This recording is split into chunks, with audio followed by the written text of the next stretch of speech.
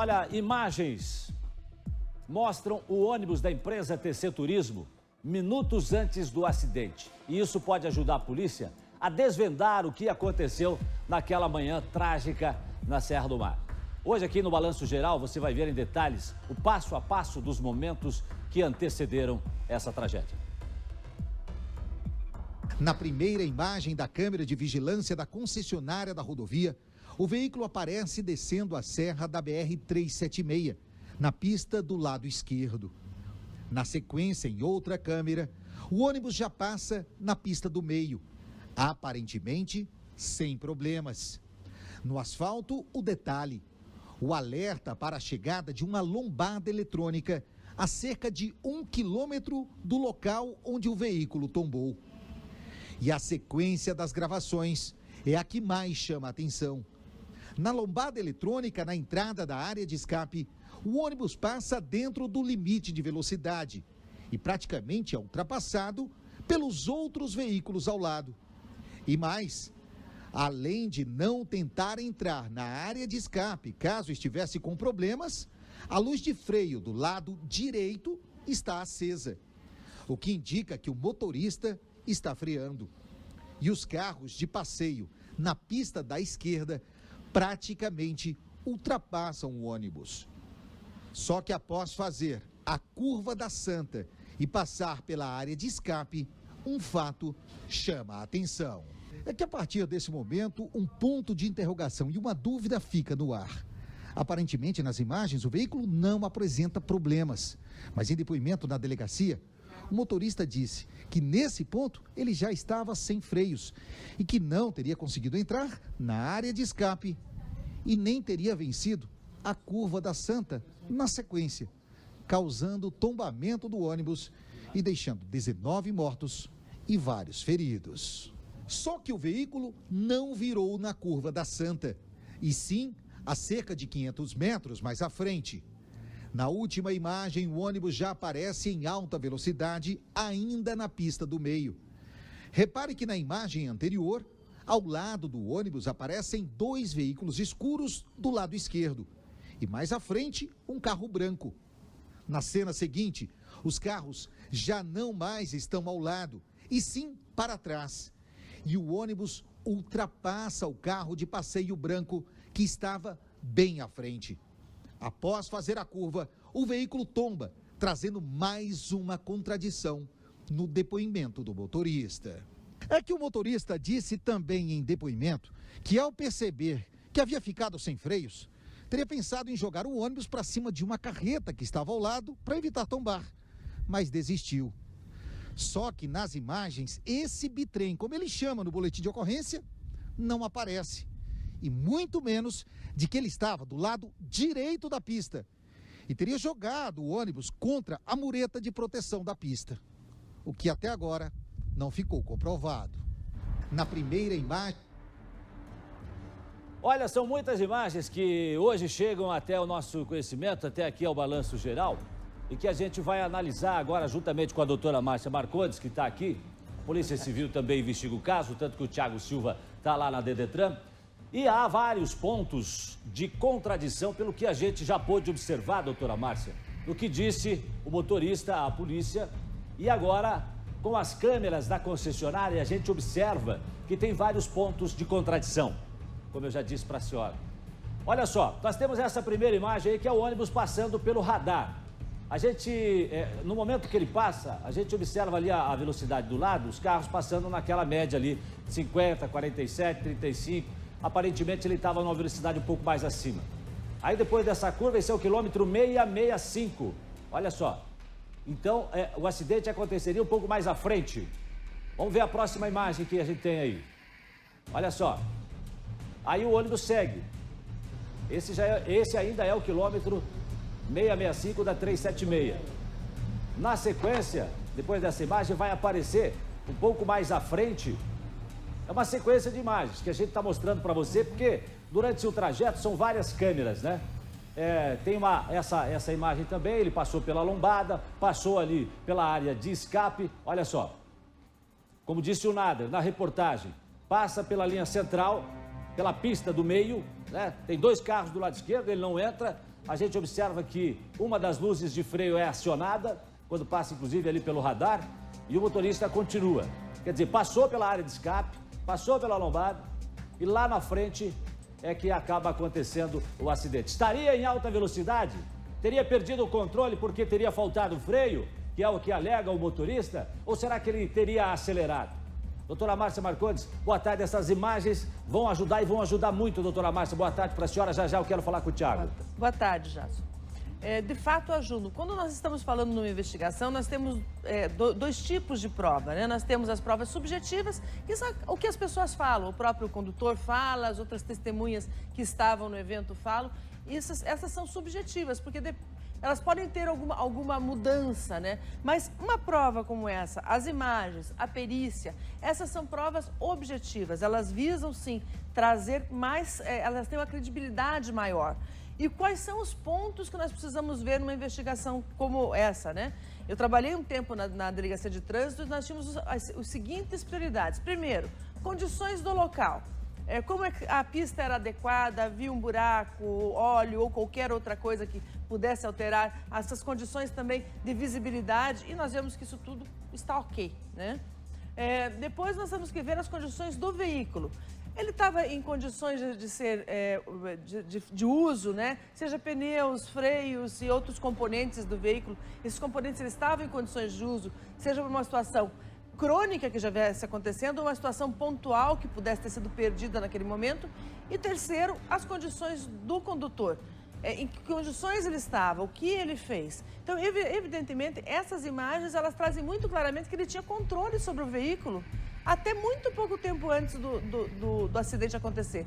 Desmentem a ideia de que ele não estaria com condições de controlar, porque tanto ele diminui a velocidade para passar na lombada, ele é ultrapassado por outros veículos nessa situação, depois ele ultrapassa. Então, ele estava no controle. Aí precisamos saber, ele achou que já tinha acabado o perigo e resolveu acelerar? O que será que aconteceu? E aí, doutora Márcia, é o seguinte, a gente tem uma outra imagem que mostra ele passando de um outro ângulo ali pela área de escape, já quero mostrar para você. Ele alega no depoimento de que havia uma carreta, e em nenhum momento nessas imagens a gente viu alguma carreta do lado, principalmente nesse momento. Olha só, nós temos aí a área de escape, observe, doutora Márcia, que tem dois carros, sim, um mais à frente, outro mais atrás, dois carros também de cor escura, né? Quer dizer, não havia nesse momento nenhuma carreta ao lado do ônibus, portanto há uma contradição nesse ponto aí. Nessa área de escape aí. Sim, ele se contradiz em vários pontos, inclusive nesse, que como se ele tivesse, eu já tinha perdido o controle do veículo e eu queria entrar na área de escape. Não demonstra em nenhum momento, até porque ele nesse momento, ele ainda, inclusive, é ultrapassado por outros veículos, então ele não tinha perdido o controle da velocidade ainda nesse momento. Mas, Jason, não é incomum esse tipo de desculpa em acidentes de trânsito, colocar a culpa em alguma situação mecânica para tentar escapar da situação pessoal. Agora eu quero ir até a delegacia com o Thiago Silva, mas antes deixa eu ler esse destaque. Põe um destaque para mim no telão aqui, faz favor. Aqui, isso, obrigado. No momento que percebeu o problema do ônibus, o declarante, que é o motorista, está dizendo aqui, ó, no depoimento dele, percebeu que estava passando uma área de escape, porém não havia como passar para o lado esquerdo, diz o declarante. Dessa forma, o veículo foi aumento depressa de velocidade, diante do que restava, né, aconteceu o que aconteceu.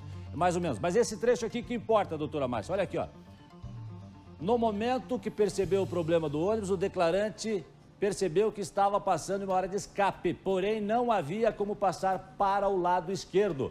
Mas aí, nesse momento, a gente observa que a luzinha do freio está acesa ali, né, doutora Márcia? Está observando? Enche a tela para mim, Cris, agora, por favor. Enche a tela para quem está em casa possa ver. Isso. Olha aí, tá vendo, doutora Márcia? Ele estava ainda no controle do veículo, e ele consegue ser ultrapassado por outros carros, sinal que a velocidade dele estava sendo controlada até esse momento. Pois é, e aí agora tenho mais imagens para a gente avaliar aqui, mas antes eu quero conversar com o repórter Thiago Silva, que está na Dedetran. E aí eu pergunto para você, Thiago, a polícia já tem a informação da velocidade que estava registrada no tacógrafo do ônibus ou não?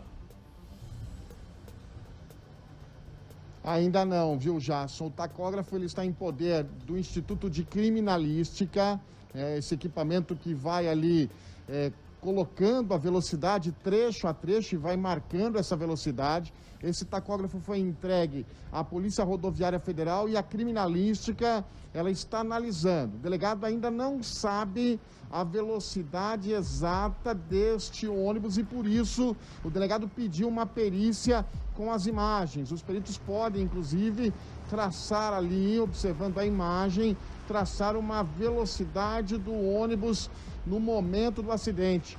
As testemunhas prestaram depoimento na manhã de hoje aqui, são pelo menos 3 testemunhas ouvidas. Uma delas estava neste ônibus e ela relata, viu, Jason, que o ônibus naquele momento vinha numa velocidade que chamou a atenção dos passageiros. Alguns, inclusive, teriam pedido ao motorista que diminuísse a velocidade. Esse é o fato que chamou a atenção aqui no depoimento das testemunhas. Elas alegam também que o ônibus não apresentava boas condições durante a viagem. O que chamou a atenção foi esse depoimento prestado, então, aqui da testemunha que foi ao hospital, que recebeu alta e que está sendo ouvida neste exato momento aqui na Delegacia de Trânsito. O delegado espera ainda um laudo apenas traçando a velocidade, porque o que o motorista colocou em relação à questão ali do freio, muita coisa vai por água abaixo depois das imagens que foram divulgadas no dia de hoje. Jason. É o seguinte, Thiago, chegou aí a informação de que teria um horário para esse motorista cumprir. E teria esse horário, seria em torno de 12h30, mais ou menos, para chegar em São José, que fica ali na região de Florianópolis, né? Região metropolitana ali de Florianópolis. Isso é confirmado? As pessoas comentaram isso com você também, Thiago? Exatamente. Eu conversei com as pessoas, eles estão num hotel, fui até o hotel, conversei com eles e aí perguntei para as pessoas ali. O ônibus saiu na sexta-feira com o horário de chegar em Santa Catarina, na cidade de São José, ao 12h30. Esse era o horário para a chegada do ônibus. Se o acidente aconteceu, Jason, por volta das 8h30 da manhã, é o que diz a Polícia Rodoviária Federal, né, o que atendeu por primeiro, que chegou por primeiro no local do acidente, o motorista estava ali há umas 4 horas de chegar a São José, dava tempo suficiente. Não precisaria, de repente, pisar fundo no acelerador, né? Porque da Curva da Santa, sem um trânsito muito intenso ali na rodovia, em 3 horas no máximo, ele chegaria ali em Florianópolis. Então, esse era o horário. Chegada 12h30, Jason. Ok, Thiago, obrigado. Já volto a conversar com você. Deixa eu chamar o Nader Kalil aqui novamente. Licença, Thiagão, deixa eu falar com o Nader aqui, porque é o seguinte, o Nader, como eu já disse ontem, inclusive, costuma fazer esse trajeto toda semana. Vai para Florianópolis, visita a família, fica lá 2 dias com a família e volta para Curitiba para trabalhar aqui no Balanço Geral, aqui na RIC Record TV. Então, isso não é de hoje, já é de algum tempo. O Nader gosta da nossa cidade, a família está lá e faz esse trajeto sempre. Nader Kalil. Agora eu gostaria que você me desse o teu depoimento sobre essa estrada e sobre esse trajeto, sobre esse ponto, que é um dos pontos mais perigosos que a gente tem e que já foram criados aí essas áreas de escape, inclusive para tentar evitar acidentes e salvar vidas, e tem dado resultado, como nós já mostramos nos números ontem aqui, de quantas vidas foram salvas de ônibus e de caminhões que usaram essas áreas de escape. Você costuma fazer esse trajeto, queria o teu depoimento para me contar do que você observa, a sua avaliação, segurança nesse trajeto, né? O depoimento do Nader Kalil, do cidadão. Já são uma estrada muito perigosa, que exige a atenção dos motoristas, principalmente daqueles que transitam pouco por ela. São cerca de 15 quilômetros, do quilômetro 660 até o quilômetro 675, 680. Nesse trajeto há uma série de curvas onde muitas carretas e caminhões passam com o tanque cheio, ou seja, eles acabam nas curvas derramando óleo. Então é preciso que o motorista tenha muita atenção. Por mais que seja um local onde haja 3 pistas paralelas, é necessário que o motorista tenha muito cuidado. Quem não conhece, desce sempre muito devagar.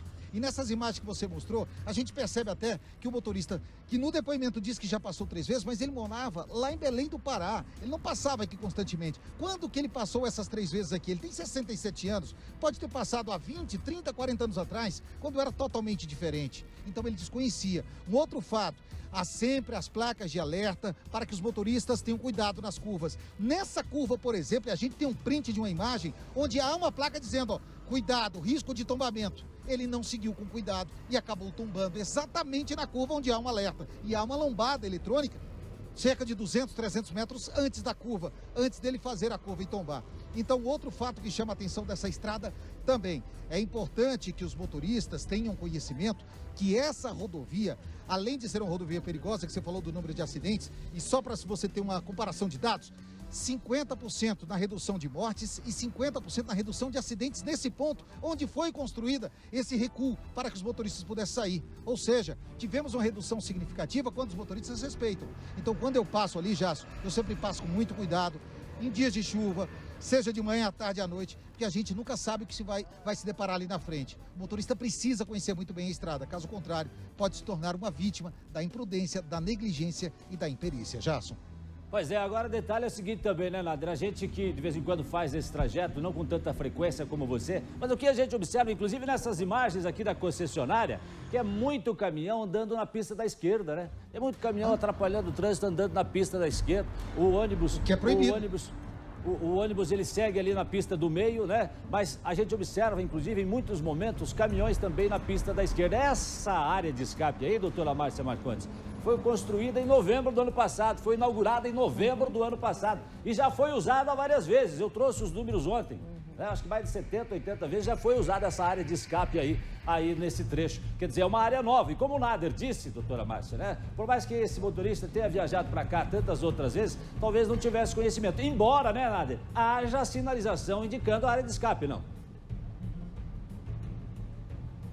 Exatamente, nós temos até um print dessas imagens do quilômetro 668,3. A área de escape no 667, a sequência das imagens no 668,3 mostra que após fazer a curva da Santa, e eu falei isso já na segunda-feira, tem uma lombada antes da curva da Santa e uma lombada depois. Na lombada depois da curva da Santa, ele já passa ultrapassando o veículo branco que estava bem à frente dele. Tanto que o veículo branco que está do lado esquerdo, a luz aparece verde, ou seja, passa dentro do limite de velocidade. Já o ônibus não, acende a luz amarela. Do lado direito dessa imagem no print aparece lá o risco de tombamento nessa curva. E o motorista, infelizmente, não seguiu os cuidados necessários. Jasson. Pois é, infelizmente, né? Mais à frente acabou acontecendo o acidente. A gente já tem a... Queria comentar alguma coisa, doutora Márcia? Levando em consideração que nós temos carros de passeio, são carros baixos perto do ônibus, que ele é aquele duplo, né? Ele é mais alto ainda, e quanto mais alto é um veículo, mais fácil fica essa ideia de tombar. Então, o cuidado dele tem que ser redobrado em relação ao nosso de motorista de passeio, né? Ô, Nader, agora me responda o seguinte, o limite de velocidade do ônibus não é 90 km por hora? É 90 km por hora. E nesse trajeto aí, todo da curva da Santa, a velocidade aí é o quê? É 60 km o máximo, né? Não, o máximo é em toda a extensão da BR-376, nesse trecho que costa a serra, é 60 por hora. Mas na curva da Santa a velocidade cai para 40, porque é uma curva em que o número de acidentes era muito alto. Essa curva da Santa é considerada um dos locais onde o índice de acidente é muito grande. Então, por isso que foi feito esse recuo anterior. É uma pista onde há um guarda-reio do lado esquerdo, ou seja, aquele parapente que fica do lado ali, ele é reforçado, porque haviam muitos tombamentos ali, e a gente vê nas imagens que o motorista sabe e freia ali. Ali ele freia. Tanto que os veículos que estão ao lado, aqueles veículos escuros, praticamente o ultrapassam. Mas na sequência da imagem, eu disse na segunda-feira que depois da curva tem uma pequena reta e depois uma lombada eletrônica. Ali ele já aparece em alta velocidade, praticamente ultrapassando o carro branco. Se eu não me engano, parece ser uma picapezinha, uma Saveiro. Ele já ultrapassa na lombada eletrônica subsequente esse carro branco que passa e a luz verde aparece. E aí ele entra na curva, desmentindo o que ele disse em depoimento. Ele está na pista do meio, não tem bitrem ou carreta do lado, ele não joga para a pista da direita para tentar colocar o veículo na contenção de concreto da via. Ele entrou na curva e aí, com certeza, o laudo vai dizer que ele estava em alta velocidade e tombou, viu? Viu, Jasson? Tá certo, Nader. Eu já volto a conversar com você, com a doutora Márcia Marcondes também, porque agora eu quero ir a Belém. com a repórter da TV Record de lá, a Poliana Gomes, que já conversou com a gente ontem. Poliana, qual é o clima? Deixa eu falar com você, com a Poliana. O clima aí em relação à chegada dos corpos, das vítimas, aí à cidade de Belém. Boa tarde para você, seja bem-vindo ao Balanço Geral Curitiba.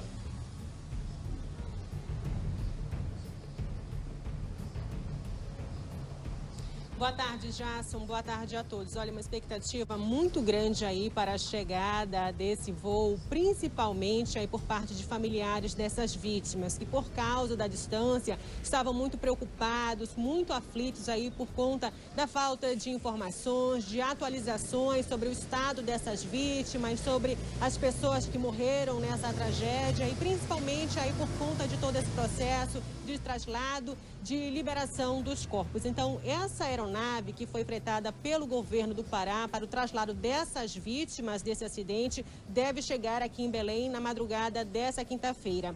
Está programado para que o voo saia às 9 horas da noite de hoje do aeroporto de Curitiba. 18 corpos serão trazidos aqui para Belém. Dos 19 do total, um desses corpos já foi liberado para familiares pelo IML de Curitiba. Uma das vítimas será sepultada na cidade de Palhoça, que fica na região metropolitana de Santa Catarina. Segundo a Secretaria de Segurança Pública do Pará, assim que a aeronave pousar aqui em Belém, já haverá equipes da Segup e também do Centro de Perícias Científicas Renato Chaves para acompanhar o transporte dessas urnas funerárias para o IML aqui da capital paraense. Além dessas urnas funerárias, também serão transportados nesse mesmo voo os sobreviventes dessa tragédia, incluindo passageiros que ficaram feridos e estavam internados em hospitais do Paraná e de Santa Catarina, mas que já receberam alta. Então já há também todo um planejamento para agilizar e facilitar então a identificação dos corpos dessas vítimas para posteriormente a liberação para velório e sepultamento pelos familiares. Jasson. Tá certo, muito obrigado à repórter Poliana Gomes, da Record, lá em Belém. Obrigado pelas suas informações, trazendo notícias do norte do Brasil aqui para o nosso Balanço Geral Curitiba.